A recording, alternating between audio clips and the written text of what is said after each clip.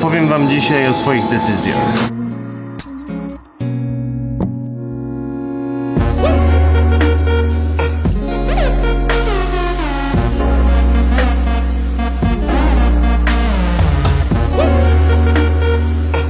Każdy człowiek cały czas podejmuje decyzje.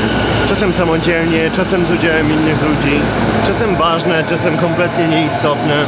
Wiecie, jakie było moje dziecięce marzenie? Chciałem być dziennikarzem, który pisze o grach wideo. Jak byłem mały, czytałem wszystkie pisma o grach, które wychodziły w Polsce, Secret Service, Top Secret, Świat gier komputerowych, wszystko. I chciałem być taki jak ludzie, którzy piszą w tych magazynach. Pamiętam konkretnie taki jeden dzień, jak idę z mamą po ulicy w Krakowie i powiedziałem, jak dorosnę chcę pisać o grach. Moja mama tak, no co ty, naprawdę? Teraz jestem w sklepie Super Potato, to jest najbardziej kultowy sklep z retro grami w Japonii. Tutaj zrobiłem film parę lat temu. I tutaj odwiedziłem to miejsce, jak byłem w Japonii pierwszy raz w 2009 roku. Niesamowite. Oczywiście moi rodzice mnie generalnie wspierali w tym, co chciałem robić, ale bardzo wielu ludzi mi mówiło, że marzenie pisania o grach jest głupie. Ale ja wiedziałem, że to jest dla mnie dobre i szedłem w tę stronę, żeby robić to, co ja chcę robić. Powoli zacząłem więc pisać o grach. W pewnym momencie coraz bardziej stawałem się zawodowcem w tym pisaniu o grach. Był taki moment w moim życiu, że studiowałem dwa kierunki. Informatykę, a z drugiej strony kulturoznawstwo. Zdecydowałem się rzucić informatykę, żeby pisać o grach. Wyobraźcie sobie entuzjastyczne reakcje rodziny. Tak naprawdę nie powiedziałem nawet o tym rodzicom. Przez jakieś pół roku chyba, odkąd przestałem chodzić na zajęcia. Tak właśnie zostałem profesjonalnym dziennikarzem zajmującym się grami wideo. Przez kłamstwo. I decyzje, które podejmowałem sam ze siebie, wierząc, że wiem, co robię.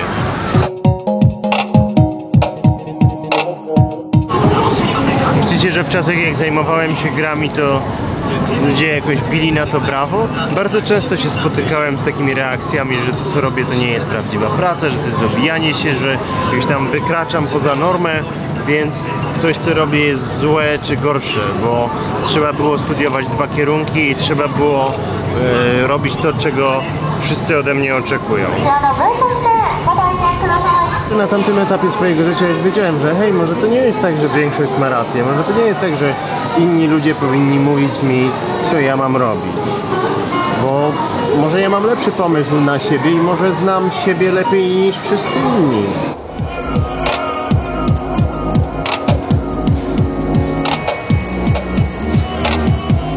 Jednym z najbardziej stresujących momentów mojego życia było, jak pisałem i chciałem wydać pierwszą książkę. Niesamowita liczba ludzi mnie wtedy krytykowała. Na zasadzie, co on sobie myśli, że napisał książkę? Co on sobie myśli, że wydaje sam książkę? Co on sobie myśli w ogóle, że kim on jest? A ja po prostu czułem, że mogę napisać coś fajnego, mam coś do przekazania, zrobiłem to, wydałem i w sumie książka się sprzedaje do dzisiaj. Więc znowu, miałem rację, bo zaufałem sobie. Po wielu latach zajmowania się grami, w pewnym momencie uznałem, że chcę się zająć szeroko pojętą rozrywką. Nie chciałem się zajmować grami, bo uznałem, że chcę bawić ludzi. Zawsze jedno prowadziło do drugiego w tym, co robiłem i zawsze czułem, że ja mam jakiś tam masterplan i widzę te związki przyczynowo-skutkowe, a nikt poza mną tego nie widzi i nikt poza mną nie jest w stanie zobaczyć pełnego obrazu tego, co ja próbuję zrobić. Miałem nawet niezłą pozycję w branży gier wideo. Kompletne odejście od tego było dla wielu głupim krokiem. A okazało się w pewnym momencie, że to mnie tylko zbudowało i doszedłem dzięki temu dalej.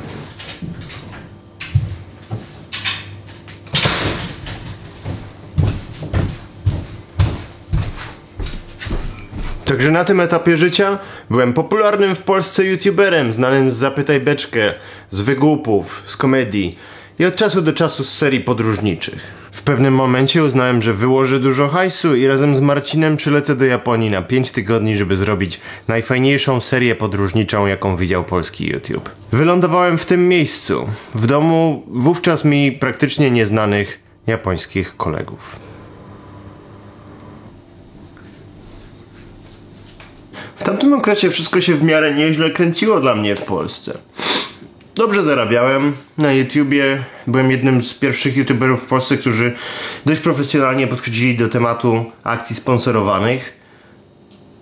Zbierałem doświadczenie. Raczej nie narzekałem na nic. No, stać mnie było na to, żeby sfinansować tę podróż do Japonii. Tutaj w tym pomieszczeniu, w którym jestem, zapadła najważniejsza decyzja.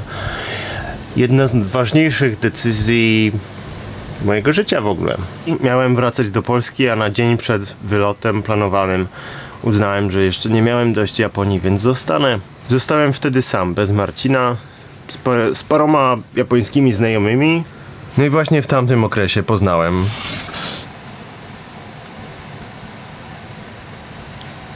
ten dzień, kiedy postanowiłem nie wracać. To była totalna masakra w mojej głowie. Pamiętam, że leżałem tutaj na ziemi, na podłodze. Wypiłem wtedy dużo sake tego wieczora. Leżałem na podłodze taki... Kompletnie nie wiedziałem, co się dzieje w mojej głowie i co ja robię. Bo miałem naprawdę dużo jakby kontraktów takich, że musiałem się czymś zajmować w Polsce. Musiałem wrócić do Polski, żeby kręcić jeden projekt, drugi projekt, trzeci projekt. Musiałem wszystkim rozesłać maile na zasadzie mniej więcej mówiącej: hej, wiecie co? Odpierdoliło mi. Pamiętam, że wtedy była w tym domu jedna osoba, która mi radziła zrobić dokładnie to, co chciałem zrobić. To była artystka z Kosowa o imieniu Shell, która mi powiedziała, że jeśli ci bardzo na czymś zależy, żeby jak się potoczyło, to potem wszystko się jakoś tak... Taka była moja dziwna decyzja w tym momencie. Utrudnić sobie życie, utrudnić sobie prowadzenie biznesu w Polsce przez położenie połowy kuli ziemskiej między mną a tym, co robię. Między mną a publicznością, między mną a partnerami biznesowymi. Mieszkałem w tym domu parę miesięcy tutaj i zastanawiałem się, co ja w zasadzie zrobiłem. Na szczęście potem, jak zostałem w Japonii, nie musiałem długo chodzić po Japonii samemu.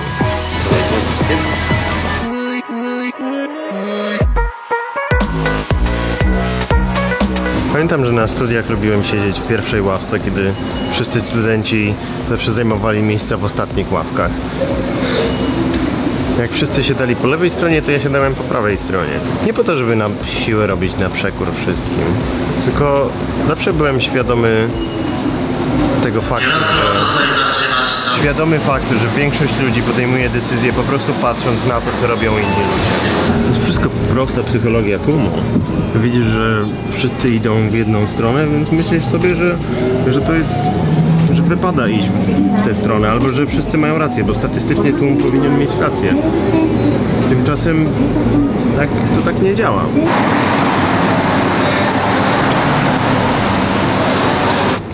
W ten oto sposób zostałem polskim youtuberem na emigracji. I znowu dużo ludzi mówiło i myślało: no to już go mamy z głowy. Już nie będzie się liczył na YouTubie w Polsce, bo się zajmuje innymi rzeczami. Wylądowałem więc w kraju, w którym Oktoberfest jest w sierpniu. To jest naprawdę Oktoberfest, to jest niesamowite.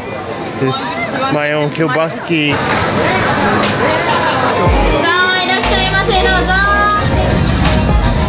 Teraz podjąłem decyzję, żeby zjeść sznycer.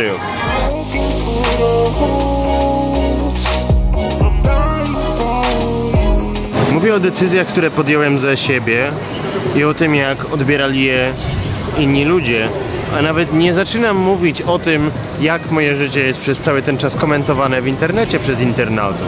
Bo na każdym z tych kroków są ludzie, którzy są ze mnie niezadowoleni, i ludzie, którzy się czują zawiedzeni, i ludzie, którzy krytykują to, co robię, i ludzie, którzy myślą, że robię coś źle. Płynie z tego wszystkiego jest taka, że zawsze będą tacy ludzie. Cokolwiek nie zrobisz, jakkolwiek nie będziesz się starał być idealny, to zawsze będą ludzie, którzy będą z ciebie niezadowoleni, będą cię osądzać.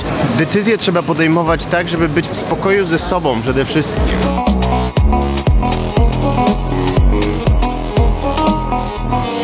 Życie każdego z nas jest po prostu cyklem decyzji. Ja swoje decyzje staram się podejmować tak, żeby ufać samemu sobie, ufać własnej intuicji, korzystać z rad innych ludzi, ale przede wszystkim wierzyć samemu sobie.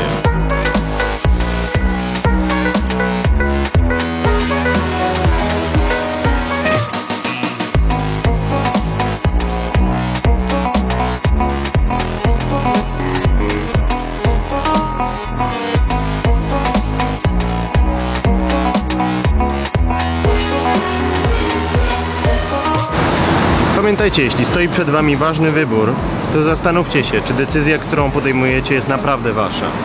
Ten odcinek vloga przygotowałem dla was wspólnie z bankiem ING. Tutaj możecie zobaczyć film, na którym przeprowadzono eksperyment społeczny, który pokazuje, jak bardzo łatwo jest zmanipulować nasze decyzje. Przez to, że bardzo łatwo ulegamy wpływowi otoczenia i temu, co robią i myślą inni ludzie.